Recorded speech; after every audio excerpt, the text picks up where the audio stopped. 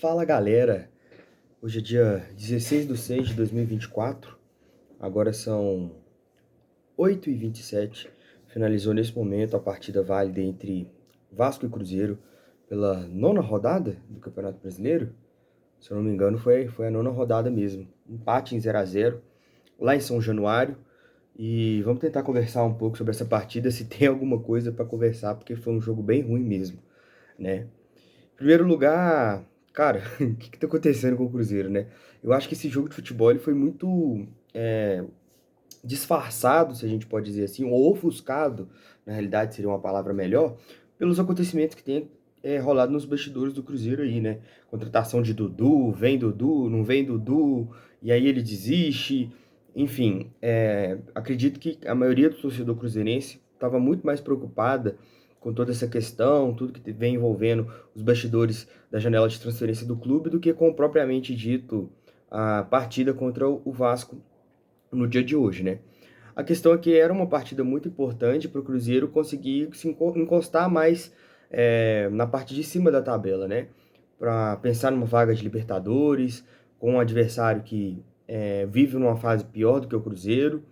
Então, era uma partida importante para se conquistar os 3 pontos fora de casa. O empate ele ficou assim de bom tamanho pelo futebol apresentado pelas duas equipes, né? O primeiro tempo muito ruim por ambas as partes. No segundo tempo, o Vasco foi ligeiramente melhor, mas o Cruzeiro muito desfalcado.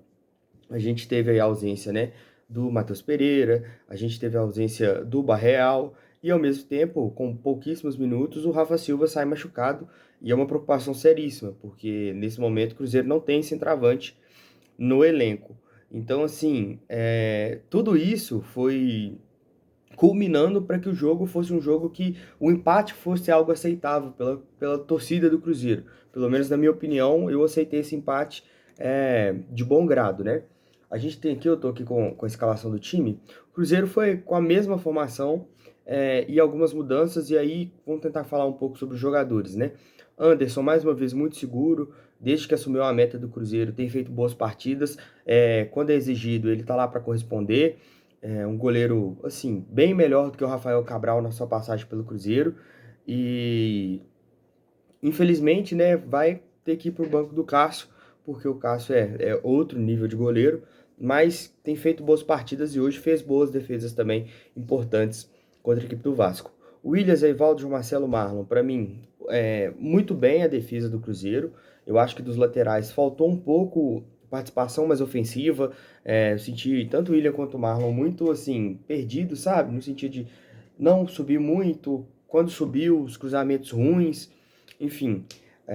Acho que isso tem mais culpa no setor à frente deles, né? Que a gente vai falar um pouco mais pra frente. Mas eu senti um pouco dessa valência, né? Dos dois, que são muito bons também na parte ofensiva do campo. E aí no meio, Lucas Romero, Lucas Silva, Ramiro. Cara, o Seabra ele precisa mexer nisso, sério. É, a gente sabe que, assim, o Seabra ele era um técnico que ele era o preterido da gestão do Ronaldo. Assim, ele tinha o aval, o Ronaldo não ia demitir ele, só se acontecesse uma situação muito parecida com aquela que aconteceu com o Cruzeiro do ano passado, de não pontuação, de risco de rebaixamento, e se ele perdesse o elenco também. Mas da gestão do Pedrinho, a gente sabe que, assim, o Pedrinho ele não tem nenhum apego e nem apreço para garantir o cargo do Fernando Seabra. Então eu acho que ele precisa começar a pensar nisso e largar a mão de algumas questões que são, assim, prejudiciais para o Cruzeiro de forma, sabe, boba. São erros bobos que têm prejudicado o Cruzeiro. É, o Lucas Silva, cara, a gente fala sobre ele aqui, sobre a falta de intensidade, sobre os problemas que ele tem na marcação, a lentidão dele. É fato que ele tem uma bola parada boa, uma boa visão de jogo, mas que ele não tá conseguindo demonstrar isso, né? E eu acho que isso vem também muito por questão dos companheiros de meio campo dele. O Lucas Romero, para mim, também deu uma caída de produção, principalmente na parte ofensiva. Na parte defensiva, eu ainda acho que ele consegue se garantir ali, né? E o meio que a gente tinha antes, o Barreal, era quem estava puxando toda a armação de jogo, toda a construção de jogadas. O Matheus Pereira também, a gente não pode esquecer, né? Que ele é um cara que ele volta muito para ajudar também a construir as jogadas e tal. E Dessa partida, cara, o Fernando Seabra optou pela entrada do Ramiro, que fez uma partida assim, sem condições nenhuma, muitos, mas muitos erros de passe bobo, de contra-ataque que o Cruzeiro tinha e ele não conseguia dar sequência na jogada, dar velocidade na jogada, acionar os pontas, enfim, terrível, cara, terrível, terrível, terrível, terrível. E aí eu acho que o Fernando Seabra ele precisa achar uma solução para esse meio. Eu achei que o Vitinho ia começar essa partida fazendo a função do Matheus Pereira, não foi o que aconteceu. Eu achei talvez que o Japa ia começar no lugar do Barreal, não foi o que aconteceu. E eu acho que isso condicionou também parte do resultado do Cruzeiro, né? O Cruzeiro não jogou com seus melhores jogadores que poderia ter entrado em campo, na minha opinião, né? E eu acho que também, para além disso, o sistema de meio de campo do Cruzeiro ele precisa de uma reformulação, de uma conversa, de. Não sei, cara, não sei, mas não tá funcionando do jeito que tá sendo prejudicial pro Cruzeiro. E a gente percebe isso nas partidas. Então, se não tem o Matheus Pereira, não tem criação ofensiva e o time fica nulo. O Cruzeiro hoje foi nulo contra a equipe do Vasco. No ataque, Gabriel Veron, eu achei que foi talvez uma das melhores partidas dele com o Cruzeiro. É muito aquém daquilo que a gente esperava, mas a gente tem que pensar no jogador. Tem uma entrevista de um jornalista da Itatiaia falando que no último ano ele tem 4 partidas completas de futebol. E não foram quatro partidas de 90 minutos. Não, somando todos os minutos, dá 4 partidas completas. Então, cara, é muito difícil você exigir de um jogador que ele atue em alto nível com essa falta de regularidade que ele tem. E aí é uma discussão. É um cara que tem contrato até o final do ano, a gente conhece o potencial dele, e aí é aquele, né, aquele dilema. Ou você dá tempo para ele se adaptar, dá chance para ele conseguir ritmo e ver se ele consegue desempenhar o futebol que ele já teve, ou então você dá passagem para os garotos da base, para o João Pedro, para o Robert, para tentar galgar essa posição, né, de titularidade. Eu acho que, para mim, você consegue fazer as duas coisas, entendeu? Eu acho que o Gabriel Veron ele tem que começar a titular, ele tem que ganhar minutos, e a partir do momento que você vê que ele não tá produzindo ali, dá para substituir, colocar os jovens, para ter rondagem também. Então, assim, a minha opinião, o Seabra tem acertado nesse sentido, apesar do desempenho abaixo do Gabriel Veron. Na ponta esquerda, o Robert, que para mim foi o melhor jogador em campo do Cruzeiro da parte ofensiva. As melhores jogadas saíram do pé dele, os melhores dribles, as melhores chances do Cruzeiro. É um garoto muito bom. É claro que não está pronto, porque é um jovem ainda, precisa de muita coisa, mas eu acho que ele precisa ganhar mais minutos, principalmente na ponta esquerda, porque é ali onde é que ele tem as melhores chances, as melhores jogadas e onde ele pode ser melhor aproveitado. Rafa Silva ficou muito pouco tempo, lesão que preocupa, né? Porque é muscular. Ele sentiu, acho que o posterior da coxa direita, se eu não me engano. E é uma situação, assim, que preocupa a gente, principalmente pelas questões de departamento médico. O Cruzeiro tem, o Dineno também tá machucado, o Rafael Papagaio, né? Ele tá de saída do Cruzeiro. Então, assim, a gente tem até o dia 10 de julho, né, que abre a janela.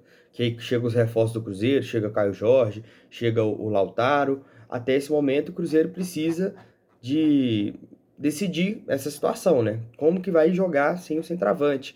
Ou se vai voltar o Rafael Papagaio para ele pegar esse período de tempo. Tomara que não seja nada grave.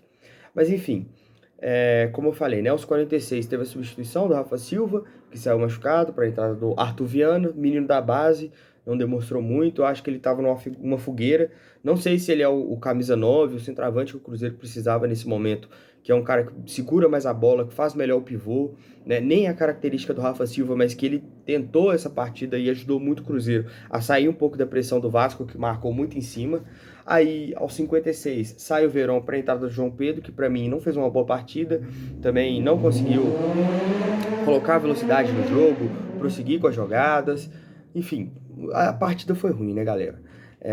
Depois disso, né, a gente tem as substituições do saída do Lucas Silva para entrar o Vitinho e saída do Romero para entrar o Japa. E aí, mais uma vez, eu não entendo por que deixar o Ramiro lá. O Ramiro não estava rendendo. Para mim, o Lucas Romero, ele é pelo menos umas 15 vezes mais jogador do que o Ramiro. Então, se fosse para tirar alguém, tira o Ramiro e deixa o Lucas Silva. O Lucas Romero. Até porque o Ramiro, depois que teve essas substituições, passou a jogar de primeiro volante. E, assim, ele já não tem condições físicas de correr os 90 minutos. A gente sabe disso. a marcação dele tem sido prejudicial. Saída de bola ruim. Para mim, uma mexida muito errada do Fernando Seabra nesse minuto. E aí eu senti que essas mexidas também, elas foram no sentido, tipo, estamos satisfeitos com o empate e vamos continuar dessa forma porque tá bom. Eu não sei qual foi o plano do Cruzeiro, que é muito estranho, porque o Fernando Seabra não costuma ter essas situações, né, de gostar do empate ou não, esse resultado tá bom, vamos continuar. Ele é agressivo nessas situações. Talvez a ausência do Matheus Pereira tenha feito com que ele repensasse melhor e achasse que o empate hoje era um resultado positivo para o Cruzeiro, né? E aí daqui pra frente foi só pra trás, galera. Um jogo ruim, atuação ruim. Aos 88 saiu o Robert pra entrar o Gasolina. Faço a mínima ideia do que aconteceu. E depois disso, praticamente acabou, né? A arbitragem bem normal também. Teve um lance ali que, na minha opinião, foi pênalti pro Cruzeiro. Já vi diversas vezes marcar, mas o VAR não chamou, o juiz também não marcou. Então segue o jogo. Reclamaram também de uma bola na mão do Marlon, né? Na minha opinião, pelas imagens que eu vi, pegou nas costas do Marlon, então não foi pênalti também. E no mais é isso, cara. Cruzeiro, infelizmente, perde essa oportunidade, né? Se tivesse vencido hoje, ele chegaria a 16 pontos, e aí nesse momento ele estaria em quinto colocado, né? Com um jogo a menos ainda no Campeonato Brasileiro. Ele permanece na posição de oitavo colocado, com 14 pontos. É uma posição boa. Muita gente não esperava que o Cruzeiro alcançasse essa posição nesse começo, mas é, é o que a gente está tendo para hoje, com todos esses problemas que o Cruzeiro vem enfrentando, principalmente a ausência do Matheus Pereira hoje, que eu acho que foi a pior coisa que poderia acontecer para o Cruzeiro, né? O Cruzeiro volta a jogar quarta-feira agora contra o Fluminense em casa. O Fluminense que vem de derrota, que vem de fase ruim. O técnico, assim, acabou de perder para o Atlético Goianiense, né?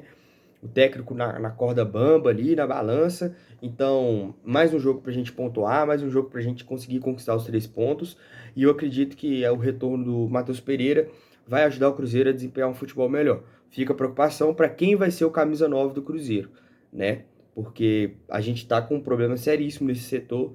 Infelizmente, a gente só tem hoje jovens, né, para conseguir dar conta desse recado. E tomara que eles consigam corresponder com essa missão, né, do Cruzeiro até a abertura da janela de transferência. No mais é isso, galera. Hoje foi um vídeo mais curto. Enfim, eu espero que vocês tenham gostado. Gostou, não gostou? Comenta aí, deixa o like, se inscreve no canal. E se Deus quiser, até quarta-feira, falando um pouco mais de Cruzeiro. Tamo junto, gente!